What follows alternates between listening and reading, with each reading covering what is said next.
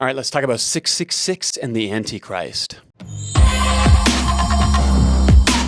So you may have seen on my Facebook that the church was vandalized this fall. Somebody drew an upside-down pentagram, which, by the way, is actually just a star, and wrote the number 666 on our signs and windows.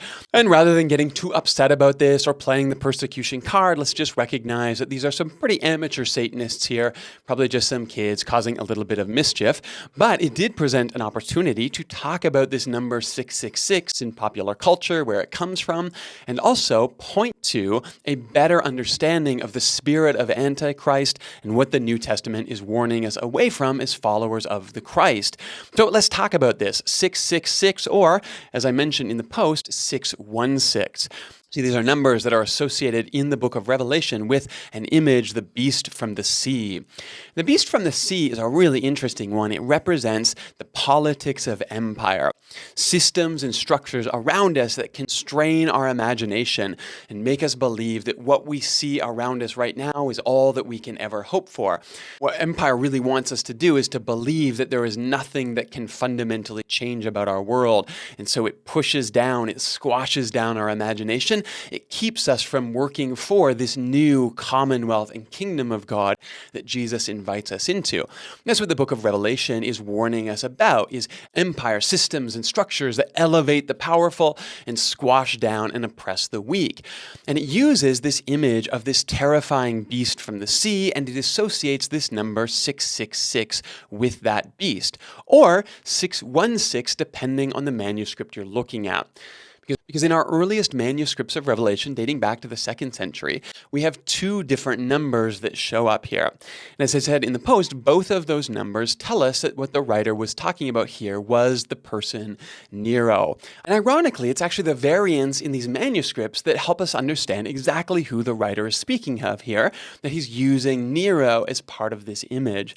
And we know that because the Greek spelling and pronunciation of the name Nero, Neron, adds up to 666 in Hebrew gematria. The Latin spelling and pronunciation adds up to 616.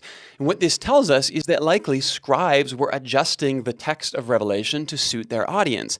If they felt like their audience was more familiar with the Greek pronunciation, they would use 666. If they felt like their audience was more familiar with Latin, they would use 616.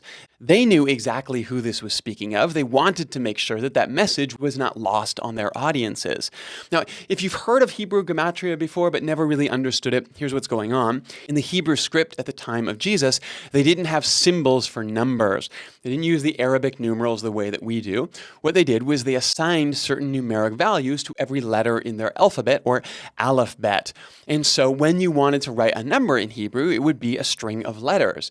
Now, depending on the context, as you read through a sentence, you would know whether that was meant to be a word or whether that was meant to be a number, but it was using the same symbols. And so every word in Hebrew actually has a numeric equivalent if you just add up the value of it. And this was used in different ways to communicate, particularly when you were assigning value to names and places and proper nouns. So that's what's going on here. It's a pretty common thing in Hebrew literature. You find it all throughout the Hebrew Testament. And actually, anytime you're reading the Hebrew scriptures and you come across a number, those numbers will just be a series of consonants that add up to a certain value. That's what we call Hebrew gematria. Okay, so that out of the way, what does Nero have to do with this, and what's the significance there? Well, the idea of the beast from the sea is talking about the power of the politics of empire, the way that systems and structures around us constrain us and lead us down certain paths.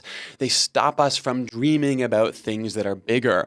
And what the writer does here is he constructs this image of a beast that has 7 heads and 7 horns and 10 crowns. And one of those heads has had a fatal wound but has come back to life. And that, combined with the 616666 piece, is again a reference to Nero. In the time of the Roman Empire in the 1st century, Nero had been a Caesar who had died by suicide. But there was something called the Nero Redivivus legend that had made its way throughout the Roman Empire. And this was the legend that Nero actually hadn't died by suicide, but had gone into hiding and would one day return to take the throne again. He had a reputation for being a little bit erratic. That's a bit of an understatement. And people were worried that he was going to return. In fact, during during the first century, two different people showed up in Rome claiming to be Nero returned. Now, people didn't take them too seriously. They never got very close to being named Caesar, but this was a thing that was going around in the Roman Empire. The writer of Revelation grabs a hold of that, not because he believes that Nero can actually return from the dead, not that he believes Nero is actually in hiding, but to say actually this Nero Redivivus legend that's making its way throughout the empire speaks to something very true and very important. The idea that it doesn't matter if Nero is gone, there's always going to be another one there to rise up and take his place. It doesn't matter if one tyrant is overthrown, another will rise up. It doesn't matter if one head on the beast is slain, it will always come back to life in the face of another. That's what empire does. Empire uses even those in power interchangeably to keep us enslaved to the larger narrative of empire. So this is a really sophisticated usage of both Hebrew gematria, Roman legend, and critique of the Roman Empire. But to take it even farther here is to understand that the writer of Revelation is not just talking about Rome. That's the whole point of these seven heads, is that Nero may be gone and another may come to take his place, just like Domitian, who is probably Caesar when the book of Revelation is being written. But even if that head were to be fatally wounded and to be chopped off and go away, there would always be a new empire to rise up and take its place. The writer is using images drawn from the Roman Empire, not just to critique Rome, but to critique the idea of empire. Whether this is Babylon, whether this is Persia, whether this is Rome, whether this is America, there will always be new empires that rise up and keep our imagination away from the expansiveness of the kingdom of God. That's what the image is about. As René Girard writes, he says, we are talking here about social phenomenon, the systems of powers Satan has engendered in a concrete form, material and simultaneously spiritual, religious in a very special sense, efficacious and illusory all at the same time. Although this system is grounded in an illusion, its action in the world is real to the extent that idolatry or false transcendence commands our obedience. This whole idea that empire isn't a real thing, but yet it commands our obedience, it keeps us in line. And as Adela Yarbo-Collins, another Revelation scholar, writes, the intent of this image here lies between the historical events and the abstract truths they speak of. This is an image about Rome, but it's speaking about something bigger. It's using Nero, but it's speaking about a concept that's bigger than that. That's why Revelation is able to speak to all moments in history, not just the first century, not just our experience right now in the 21st century, but it will continue to speak to us for the rest of the human story. Now, if that's the case, what does that have to do with the Antichrist? Well, actually, it has nothing to do with the Antichrist. The word Antichrist shows up nowhere in the book of Revelation. That comes from a conflation of the image of the beast from the sea with a line from Paul in 2 Thessalonians about the man of lawlessness who will come, and some references in the epistles of John to Antichrist or Antichrists. Now, some people will conflate this because they'll say, okay, so the writer of Revelation is John. In the epistles of John, we have this reference to Antichrist. We should put these together. I think it's a bit of a mistake because it's unlikely that the writer of Revelation is the writer of the epistles of John.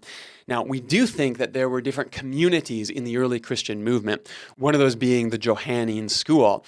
And so there were different communities that were influencing each other, sharing different ideas, and it is likely that the writer of Revelation comes from one of these Johannine communities. So language does get carried over between these documents, the Gospel of John, the Epistles of John, and the book of Revelation, but not sort of in a one-to-one way. They're transmuted as they're moved between these different authors within this shared community. However, even if we go to the books of John, the epistles of John, what we're going to find is Antichrist there is used in a very different way than it has become used in the popular consciousness. There's two references here. In 1 John 2, we have this warning, dear children, as you have heard, the Antichrist is coming, and even now many Antichrists have come. And then later in 2 John 7, we get this passage that says, I say this because many deceivers who do not acknowledge Jesus Christ have coming in the flesh, have gone out into the world. Any such person is a deceiver and an antichrist. Some actually think this reference in 2 John is a reference to a specific person, Cerinthus, who was sort of a Gnostic who didn't believe that Jesus was an actual physical human being in the world, and the writer of John calls them an antichrist. But the reference here is not to some kind of specific leader who rises up to take power over some kind of one world government and demand allegiance from the world. This is a reference to those who push back against the Spirit of Christ. They are anti the teachings of Christ. They are anti the truth of Christ. They are anti the grace and peace of Christ. In that sense, all around us are spirits of Antichrist. Every time our governments oppress the poor, that's Antichrist. Every time our governments wage war in the pursuit of profit, that is Antichrist. Every time I push someone aside because they are different from me and I'm more comfortable with my in-group away from others, that is Antichrist. Every time I lean into anger, frustration, violence, and bitterness, and I step away from the love that comes in and infiltrates me, the Spirit of Christ that moves me toward my siblings around me in the world, that is anti the Spirit of grace and peace that is Christ. So when we talk about Antichrist, when we talk about the beast from the sea, what the writer is really trying to get us to do here is to interrogate the systems around us and the spirit within us. Are the systems and structures I participate in Antichrist? Do they draw me away from the love of Christ? Do they draw me away from the peace of Christ? Do they draw me away from people who are different from me, or do they move me out with compassion towards those in need? If it's the former, then it's Antichrist. If it's the latter, then it is the Spirit of Christ that is at work in the world, drawing all of us into the way of Jesus, toward the Christ who saves us and welcomes us into the embrace of God. When we see a number like 666 or 616 then, when we hear language like the Antichrist then, the first thing that should pop into our mind is not the image of a person upon which we can cast all of our fears and all of the blame for everything that's wrong in the world, but instead this profound introspection that says, how do I vote? How do I participate in the systems around me? What is in me right now that challenges the way of Jesus? And what is it in me that leads me toward the Jesus I encounter in the Gospels?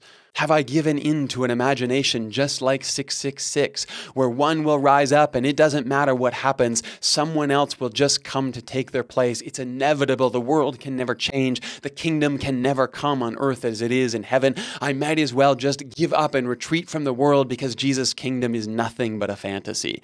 If I've given into that, I've given into a spirit of Antichrist. If I believe that I can contribute to the commonwealth of those around me, if I believe that God is active in the world right now, renewing and redeeming all things, and as I participate in that in my heart, in my actions, in my transactions, in my relationships, in the ways that I vote, in the ways that I speak, in the ways that I welcome my neighbor to my table, then I participate in the Spirit of Christ, which is at work, redeeming, renewing, healing everything right now. So when you think of these words, don't immediately jump to fear. Immediately jump to the introspection that aligns you with the work that God is doing. That's the beauty of what Revelation is telling us. It's telling us that God wins. In the end, all things will be redeemed. All things will be healed. And we get to participate in that right now by expanding our imagination to believe that the kingdom of God is inevitable. The systems and structures, the empires of the world, they are already doomed to implode on themselves. That greed has a finite lifespan, that love endures forever. This is what these images are telling us. The empire may replicate itself, but the kingdom and the commonwealth of God is inevitable. So get ready for it and live into it right now. Now, by the way, if you're worried about the church, the beautiful thing is one of our neighbors who doesn't even attend the church, but is thankful for our presence in the neighborhood, was out there, cleaned off our signs before we barely even noticed them. And so we are so thankful for all of the neighbors, all of the people around us who continue to pitch in, to love us as we love them, to make this a neighborhood that is inclusive and hospitable for everyone. So thanks to our neighbors, and ironically, thanks to our amateur Satanists who gave us an opportunity to talk about some of these things in the world.